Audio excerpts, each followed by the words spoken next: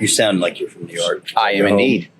But you don't have an annoying New York accent. I don't, because actually I taught English overseas for 4 years. So I had to get rid of my New York hot accent. dogs and daughters and go ahead here. Well, I'm walking here. I had to get rid of that.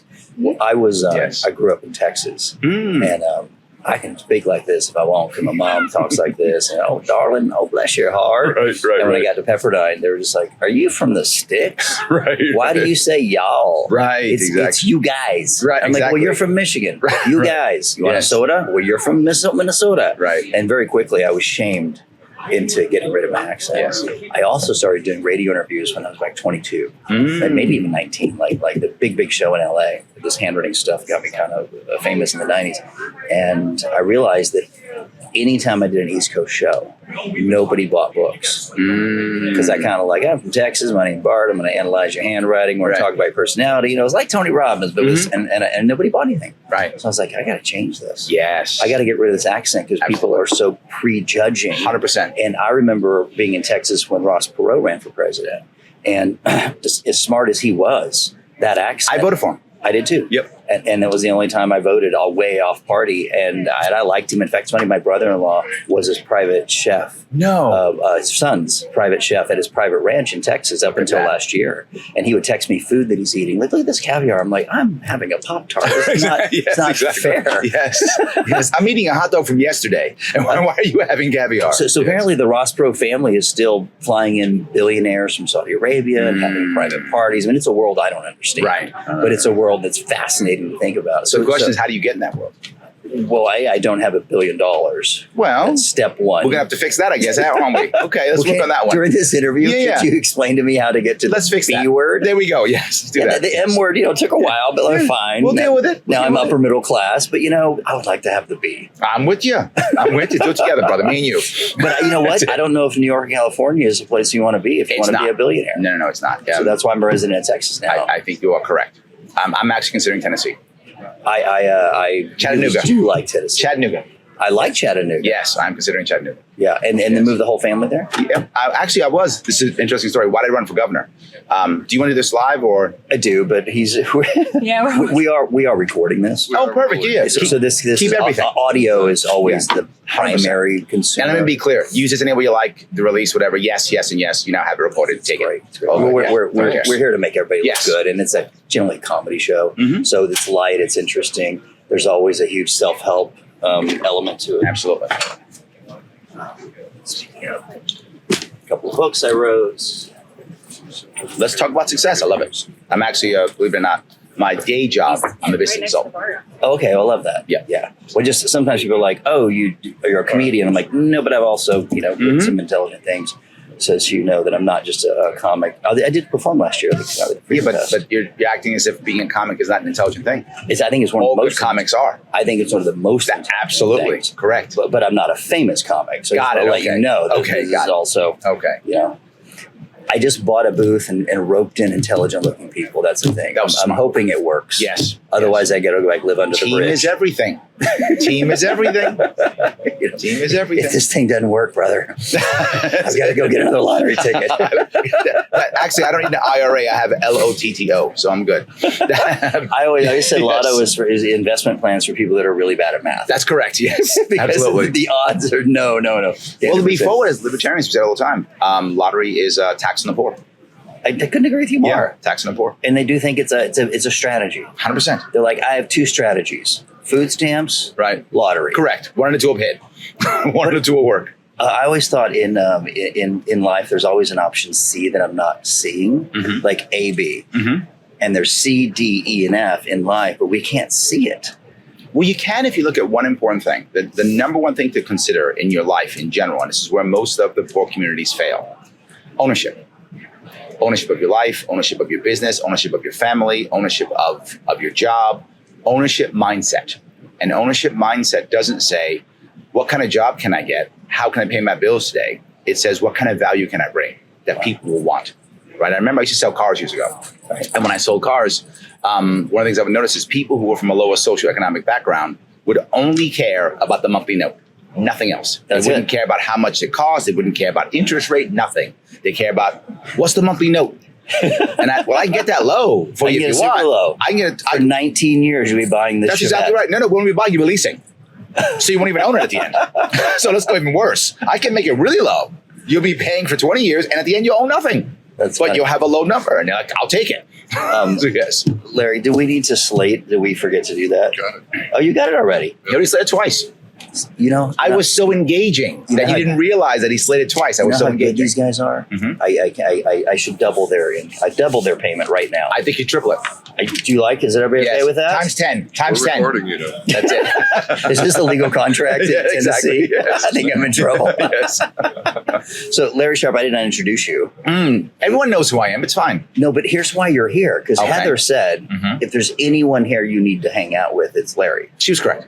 He's hilarious. Mhm. He's funny. And modest. He ran for governor. The best part about me. Don't Modest. forget good looking. And good looking, correct. Yes, all that together. And so I have a lot of listeners in India and other countries. They would not know anything about your history. So briefly, just to set this up properly, not only are you interesting, you're fun, you're a business guy, and you're considering leaving these wonderful places like New York and California because of the government structure. What else do they need to know before we get back to this ownership conversation, which I think is fascinating? No, I was actually born and raised in New York City, born in Manhattan. I was adopted back in the 60s. And I was lucky enough to get a family to adopt me. Sadly, my father passed away right after that. My adopted father passed away right after that, which was tough for me. At that point, my mom and I had a very hard time surviving. I had a bad, growing up without a father was very tough for me. So I left and joined the Marine Corps at 17. Really? Packed up and left, had to get out. And I realized, I tell the story often, I wasn't going to join the Marines. I was going to join the Army. Right. Because my father was in the Army. He met my mother overseas when he was in the Army. And my adopted mother, when I was overseas in the Army, he was. And so I was going to join the Army. So I go to the recruiting station with all four of the recruiters there. And I pass by all of them. I go into the Army recruiter and he's like, yes, oh, Larry, it's going to be great. You're going to be a general in 3 weeks. You're going to be running around. You're going to get a PhD by next month. And we're going to give you tons of money. It's going to be amazing. And all the beautiful women are going to just fall over you. And I'm like, this is amazing. The Army's great. Wow. Why doesn't everybody do this? Right? Oh my God. Never lies. My government never lies to me. This is going to be amazing. So I've got I'm still in high school at the time. So I still got like the book covers and the bumper stickers. And I walk outside and the Marine Corps recruiter is waiting for me. And he looks at me and he goes, hey, son, you got a minute? I said, sure. This guy's not going to fool me. I'm too savvy. I'm 17. Yeah. I know everything. I already got a sweet deal with the Army guy got a sweet. I'm good. This guy can't fool me. So I head on in. He sits me down and he says, the Army guy. He says, did he give you a good deal? I said, yeah, I'm going to be a general in like a week. It's going to be amazing. I'm telling him all the stories. And he says, you know what we call that in the Marine Corps? I said, what? He said, the solar plan. Everything under the sun. He goes, you know what I'm going to offer you? I said, what? He said, 4 hard years. Are you ready? I said, yes. And I signed up. And I didn't even tell my mother. I literally signed up without telling my mother. Because I look back now, I mean, that was many years ago, right? So when I look back now, I realized I was desperately seeking positive male role models. So discipline was attractive. Oh my God, it was. Some strong male saying, son, get off your ass, was exactly what I needed so bad. I didn't know it. I mean, I look back now, I can see it. Then I just was like, yes, whatever you say. That's all I was. I was 100% in. So that's how I joined the Marine Corps. That's a true story. When I got in the Marine Corps, my mother had even worse problems. She actually became an addict. Okay. And she was a felon. And I pulled her out of jail and I tried to get her life set up again. Uh-huh. And that was my first real understanding of how the system is not meant for someone who falls down. It is meant to keep you down. The system is meant to keep you down. And she had a good son that kept trying and all helping of her and friends pulling. Who were in that world, friends, I use that with air quotes. Right, air quotes. They all stayed right back in that same world because none of them had a support structure. Support structure was everything. Community is gone in most poor communities. Right. Family is broken in most poor communities. And because of that, there's no support structure. So all they go to is government. And government is very good at servicing, not at helping. Right? They will service you all day long. They'll make sure you don't die and stay in that terrible spot forever. And they're good at that. That's a skill set government has. Sure. Keeping you in a bad spot. But actually helping you, oh my God, they're terrible. Community is everything, and I learned that from my mother. Well, I've noticed that, because I've owned businesses since I was 23, and I would consistently hire Mormons. And I would consistently notice that these Hasidic Jewish areas, they're so close-knit, and they protect each other, they help each other. The Mormon church gives people educational advice. And I was like, I don't know if I can afford one kid, and you have 7? Yes. And they're always wealthy. Mennonites, Amish also. Well, what I noticed Yep. was it was a deep level of respect for what I was missing, which was community. Yes. And it wasn't about the religion or the beliefs or their book. And none of that. I was like, well, that's not for me. But that would be cool. 100%. What if I fell down? I could just go to my local church and have everybody bring food. And I think that's what's missing in most Yes. things. Because if you're not religious, and even if you are, you can get into a religion that's going to fleece you, of Sure. course, which is also Absolutely. bad. Yep. But I love this idea. And is there any way to help people that are not in a world with community, like Indian families have extended communities, Persian families have extended communities within their family? This goes back to our ownership mindset, right? When you find immigrant families coming, most of them want to own something. Immediately. They want to own something. They want to own a business. They want to own a house. They want to own something because they know that where they were from, they owned nothing. Right. That's why they left. They want to come here to own something, right? That ownership mindset, which is also an entrepreneurial mindset, but isn't always entrepreneurial. But it is ownership based, right? Some people aren't entrepreneurs, but they will join the family, right? Why do you think so many people come together and 8 of them live in one house so they can all buy a McDonald's? Well, not McDonald's too much anymore, a Subway. Correct. Right? So they'll go buy a Subway, or they'll go buy a laundromat, or they'll go buy a 99-cent store or something. An unsexy business. Correct. That's high in cash flow that you can sell later and your And you family can put your family in there to stock the shelves. You put your family in there to run security. You can put your family in there to, do the books. You can put your family in there to do everything. And hire of people. It's all going to one household. Now, what happens when that happens is now they all see this is ours. That becomes their community. That's the center. The ownership piece of property or business or whatever, that's the center. In many cases in New York City, it's a cab or it used to be a Italian restaurant. So it could be a restaurant, sure. Could be that too. But it used to be food trucks. Really? Oh, yeah, food trucks. They'll pick up a food truck. That's the center. That's where everyone eats off of that thing. Wow. That's the beginning of the community, if it isn't religion.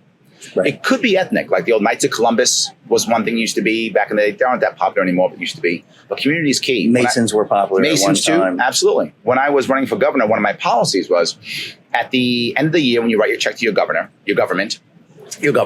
if you want to, you can take $250 of those dollars that would be going out anyway, and you can give it instead to a nonprofit. Really? If you give it to a nonprofit locally in your county, it's doubled to $500. Now you might say $500 is that much? When 1,000 people do it? When 10,000 people do it? Right. New York City has 18 million people in it. When they all start giving $500 to local communities, all of a sudden now you build communities. And it's now, instead, it's not government funded. The problem with so many nonprofits is they're all getting government grants, which means you have government strings. So basically it's a government agency that's not unionized. That's why the government loves it. They can write checks to people without unionizing them. Right? That's why I love it. No unions, here's a check, right? And they can act like they're helping. They say it's nonprofit. It is, but it's still government funded. You want a local nonprofit that is local and that is funded by local people because they know what they need. The strings attached are your community. Which are good strings. Which are good strings. That's your community.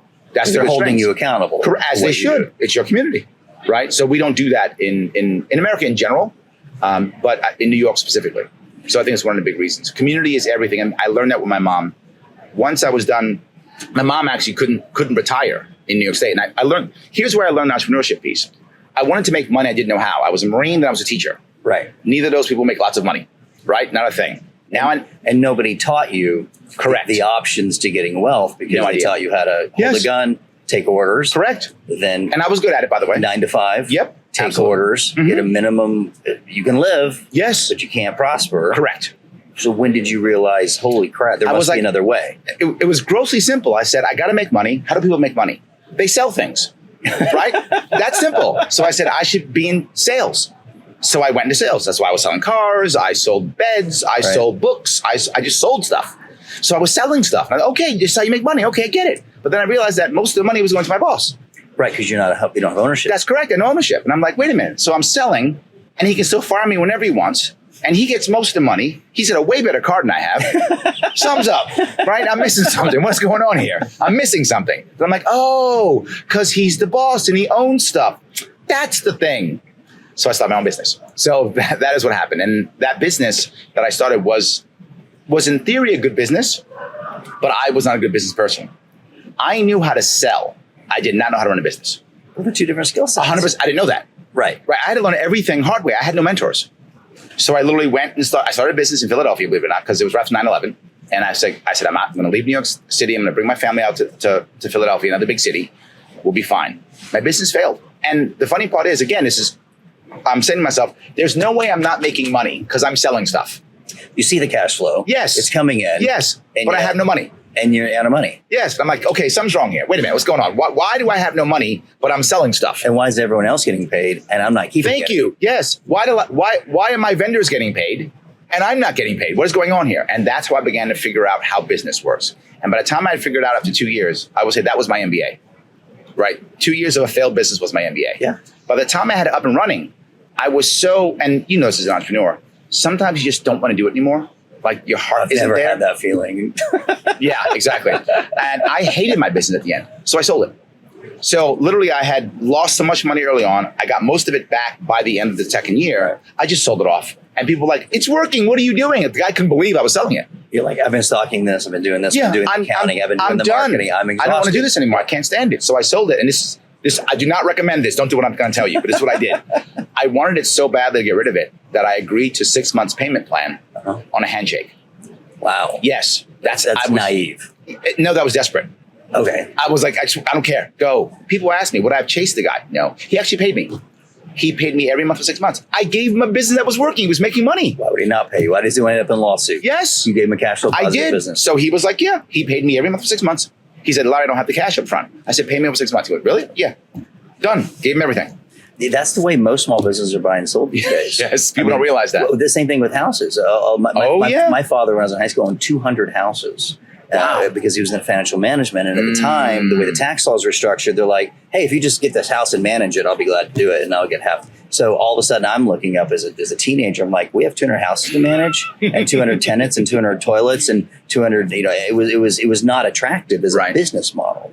But he said, hey, people will give you houses. And that just like shook my mind. Like, is that really a thing? Right. Because somebody listening that doesn't own a house, which is not just the American dream, the ownership. Correct. You got to have good credit. You got to have 20% down. Like there's an option C, D, and F. 100%. You can go buy a business on a handshake and pay them out in 6 months of cash flow. Yep. And they're like, no, why would someone do that? Because they're motivated. Correct. But you don't see these opportunities because you're not on the websites. You're not looking for them. I bought my first house just from one of the websites. We're looking through, trying to find motivated sellers, and we ended up finding this deal. And it was like, really? Yes. This is a thing? So you got to go. But the first thing is you have to believe it's true. Yes. Believe it's an option, and then go out of your comfort zone, because your current friends that are delivering mail and working at FedEx, they're also not looking for houses. Correct. They're not. Or businesses. Not at all. They're waiting for retirement.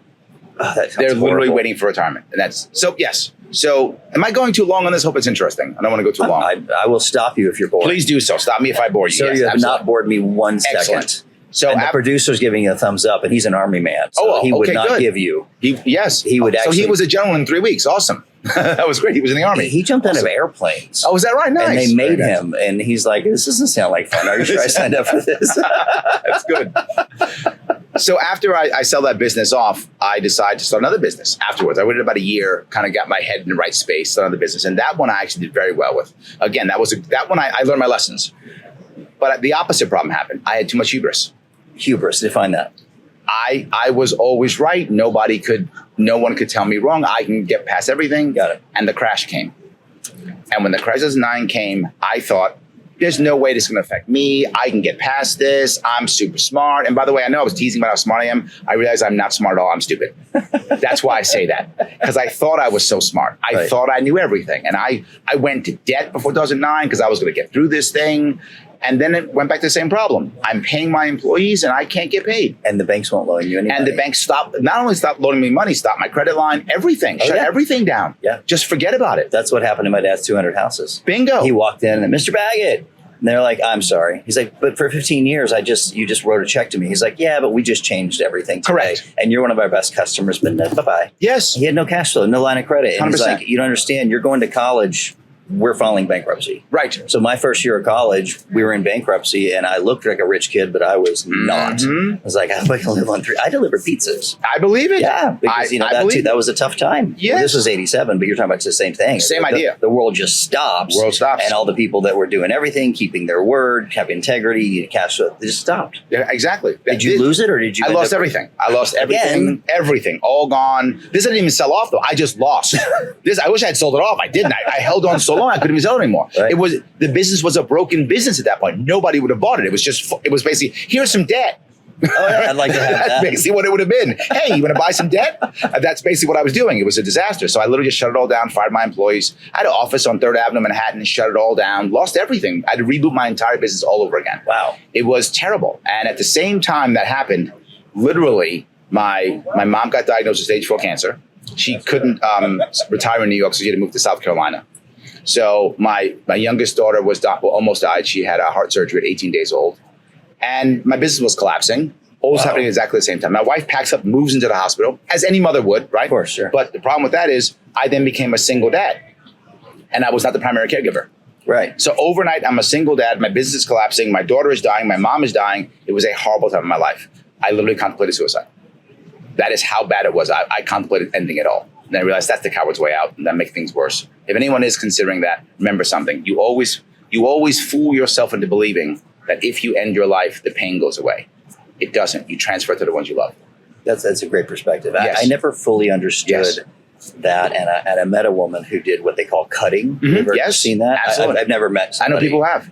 And she explained it to me in a way that I finally understood. She goes, here's the thing.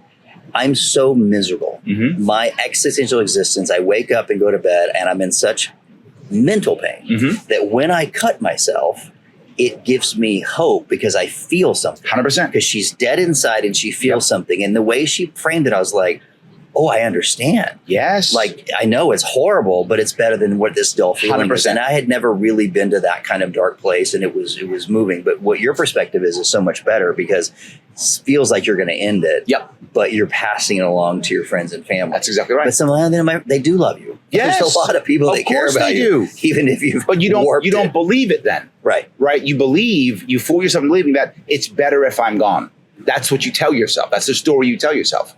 It's better if I'm gone. And if anyone's listening and thinking about that, it's not. It's worse when you're gone. Why is it that the certain Japanese cultures is they fail and they have shame? Yeah. That is the way. I mean, I know we're talking about World War II. It's okay to kill yourself, but Still now. But why is that a cultural thing? That's so. It's shame versus guilt. So the pain of living with shame is like a scarlet letter. Not yet. So they can't do it. It's cultural. It's cultural, meaning most Western societies, not all, but most are guilt-based. Many Eastern are shame-based. Oh, that's interesting. Right? So if you're guilt-based, you can repent. You can. It's guilt. You I can can recover. repent. You can recover. You can repent. Right? There's a way of coming back from guilt. You can do the right thing to fix it. Right? Got it. The sinner can come home. If you're right? an That can alcoholic, happen. you can go to rehab, Absolutely. and everybody loves you. You can In fact, find Western society loves that story. Oh my God, we eat that story up, right? Oh, I was a terrible guy, and now I've come back, right? Right? We love that story. But many Eastern cultures, shame sticks with you and your entire family. So, right, remember, in most Eastern cultures, your first name is your family name. Right. In Western culture, your first name is your given name. Correct. Right. So the ideas are very swapped. And I'm being very generic, obviously, right? There's exceptions everywhere. Right. But generally speaking, if that's your culture, when you've done something wrong, that mark stays with your entire family. The only way of ending the mark is by ending you. Wow. That's a Which is why systematic- you have things like honor killings. Right? Because ending the person ends the mark. Wow. That sounds so 12th century. Honor killing. Just the word honor killing is like somebody, let's put these two words together and it's going to be okay. We can justify something. Well, that justifies the killing. Wow. Well, you put honor in front, so clearly it's okay. Come on. It's in the words right there. We're going to start honor rape. There we go. Honor murder. Yes. Honor theft. Yes, absolutely. You just add the word honor. Honor punching. You go outside and punch you for honor. Don't be mad. It's honor punch. It's fine. We just don't understand. You don't understand. If you It's honor understood punch. the word. Yes. Well, language is tricky. 100%. I mean, language is powerful. I mean, I studied neurolinguistic programming and hypnosis, and the words matter. Oh, yes. And so many candidates are better than other candidates at using words and reframing. One of the great things that Donald Trump always did is that he would give a nickname to his opponent. Yes. So and good. it was so degrading. And as a comedian, you're always like, okay, you look like the guy from, Lost in Space, whatever. And, and you just find a reference and the audience laughs, but it kind of sticks with them. That was one of the smartest things I've seen in politics. As a libertarian, we often use the phrase free market. Boy, a terrible phrase out in the public. Free market. The public hates free market. Free market, when people hear free market, particularly people who are left-leaning, but most people generally think, oh, that's big business winning. That's corruption winning. Correct. No oversight. Absolutely. They're going to raise the prices. Absolutely. And they're going to smoke their cigars. Now, I know that's not true, but it doesn't matter. You know that words have meaning regardless of what I think, right? So people, when I say free market, they hear that. So I never say free market. I say consumer driven. Nice. So you reframed the word Correct. with a new Just what title. you just said, right? Consumer driven is literally free market. But when I say consumer driven, people go, oh, consumer, that's me. Oh, it's about me. I'm a consumer. Okay, I like this. Let's do this. This is a good thing. Free market, evil. Consumer driven, awesome. So if you change the words while you're marketing, while you're out there, politicking, shaking hands and kissing babies, you have more people hearing you. I completely agree. When you said the word libertarian, so those of us that aren't in America, that's even kind of a weird word in America. It because is. Nobody has a one in that party. And unfortunately in America, we have a many-party system, but only two Not count. really. Yeah, exactly. So Yes. they say anyone can be president, but you kind of have the endorsement. What would you consider a libertarian candidate's core values compared to the socialist woke left and then the more conservative right? The biggest difference between a libertarian and anyone else is we don't agree that government force should be used to do something. That's the biggest piece, right? You could say to yourself, look, I'm super liberal. I think the world should be more liberal. Right. Awesome. Do you think it's the government's job to make you more liberal? If you say yes, you're a Democrat. If you say no, it is my example, my community, my works to convince people to be more liberal. You're a libertarian. If you say the world should be more conservative, awesome. It's the government's job to enforce that. Yes, you're a Republican. That's such a simplistic way to look at it. Yes, if you say, no, it's my job through my works, through my example, through my community to make you all more conservative. Libertarian.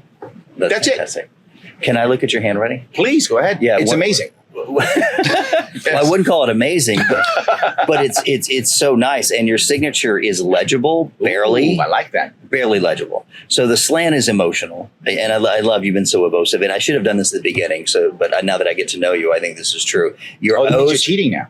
I'm cheating a little bit. Okay, yeah. It is my show. I can you can cheat if you want to. I agree. So one of the things your O's reveal is that you're very talkative, which we've seen, but it's more than talkative. It's terribly honest to the point where you say whatever it is on your mind. Sure. Can that get you in trouble with your spouses and relationships and friends? Because if they and I don't think they need to ask. They're just going to give them your opinion. There's a difference between being honest and being unnecessarily open.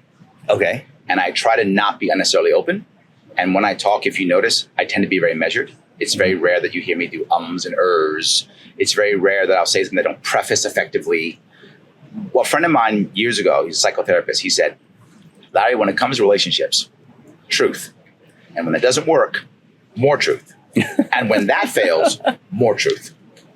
And I think he's right. Yeah. Have I lost some relationships? Sure, but I probably shouldn't have had them. So it's very rare, even my business life, I don't get rid of clients. Because bad clients never come to me. Oh, I love that. Right? I don't get bad clients. They stop before they finish my sales process. Right? They never finish my sales process. You pre-screen them. That's correct. And they self-select. Yep. If you are open enough and good enough, they will self-select. And they'll never even want to come aboard. But that's only if you're brutally honest during the whole process. No, not brutally. Take the brutal out. Transparent, there authentic. We go. Here's what you're going to get. Yep, absolutely. Your expectations will exactly be this 100%. thing. When I say terribly honest, that's so true. It's not about terrible. It isn't. Because I'm also really authentic. Yes. But some audiences don't want to hear that. It's like I tell people never use the word unfortunately. And I say, why? When you say it's unfortunate, you're predisposing to it being bad. Right. Just say the truth. They'll decide if it's bad or not. Two other things pop in mind. You actually are a lot more sensitive to criticism than I would have thought you were. Which means that you do care what people think. Oh, I do. Yes. Okay. And that if you can sense people aren't approving, you can adjust your behavior to, which makes a warm and fuzzy feeling. Mm-hmm. So it's a positive dopamine to get attention and or especially approval. The negative side is that it hurts if they don't approve. So that is both a fear and also motivation. Michael Jordan had that about 100 times more than you do, by the way, which made him one of the fiercest competitors. But it also motivated him to work 10 times harder. Could I modify that? You could. I did. I found the loop in my D I was a little too sensitive as a teenager. And I remember I had to wear the certain clothes and I changed it and I just stopped caring what people think. But I went too far and it became kind of a jerk. Yeah. Because I'm like, I don't care what you think. But I really do. Like I do want people to keep rapport. So when I studied NLP, I learned to get rapport and manage that in between. I think what you said is exactly accurate within my inner circle. Within my inner circle, I'm terribly critical on that. And I want my inner circle to care about me and terribly. Outside my inner circle, not so much. Yeah. And the final thing has to do with dating in women. And I'll do it lightly, but you do have a trait which says that you've had an unpredictable affection pattern with women, and usually this results Don't tell them that. in a woman that is hard to get. If they're too available and too doting, you kind of get bored. And if they're too unavailable, you kind of get bored. So it's that slot machine mentality where sometimes they just are unpredictable, but that keeps you going. Normally, this happens because the mother was also unpredictable in their affection. And so the pattern is set that says, hey, I prefer logically, we never want that. We want someone to love us. We want someone to be consistent. Yep. But sometimes they don't call and you're like, So that might have affected some of your relationships in the past where you kind of like the strong, challenging woman, even though she might not have been good for you. There we go. Don't tell my wife that because she's strong. Well, tell her just to just once in a while, just kind of put you in your place and make her strong, and then you can go back to her. Yeah, good self-esteem, good ego. I like you. You're all around. I would give you, I would say, a solid 9.5 on personality. Look at that, 9.5. I'm winning. Yeah, that's an A. No, nobody ever gets 10. Oh, it's still an A. Look, 9 and above, it's an A. I'm good. I'm good. It's an A. We're good. No worries at all. Is there anything that I can promote for you, Larry? I mean, you're LarrySharpe.com. LarrySharpe.com. I'm Larry Sharpe on all the interweb things. I'm on Twitter and Facebook and YouTube and all the things. I do a show called The Sharpe Way Show almost every night, 7 p.m. or 9 p.m. Eastern. If you want to watch me, I talk a lot about politics. I talk about culture. I talk about things going on. I'm a libertarian who does not talk to libertarians. I talk only to socialists and conservatives and Republicans, Democrats, and that's rare to find on it. Most of the time it's an echo chamber. I am not an echo chamber. That's the advantage. That's amazing. And that's LarrySharpe.com. Is there any networks, YouTube, the whole things? All of them. Every single one of them. And Sharpe with an E. Sharpe with an E, and the E stands for entertaining. You are one of the most interesting people in the world, sir. There we go. I like that. Thank you for stopping by. Thank you.